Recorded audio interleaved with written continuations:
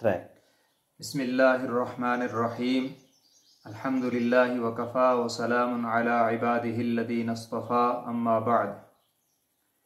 मोहतरम सामईन व नाज़रीन, गुज़श्ता कई सालों से मेरा इरादा था कि यूट्यूब पर अपना चैनल बनाएं और इस पे कुरान और सुन्नत की रोशनी में मुस्बत मवाद शेयर करें, क्योंकि यूट्यूब पर बहुत से अच्छे लोग भी हैं जो मुस्बत तरीके से उम्मत की रहनुमाई कर रहे हैं और यहाँ मनफी मवाद भी बहुत से लोग पेश कर रहे हैं। तो हमारा भी फ़र्ज़ बनता है कि अपने हिस्से की रहनुमाई करें उम्मत की इस प्लेटफॉर्म पे आकर।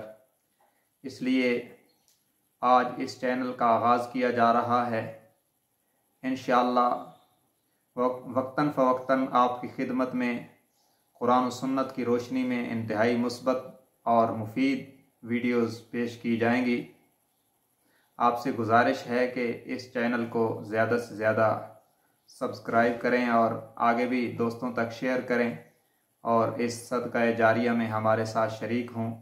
इंशाअल्लाह हर मौके की मुनासबत से कुरान और सुन्नत की तालीमात की रोशनी में आपकी रहनुमाई की जाएगी। जज़ाकुमुल्लाह।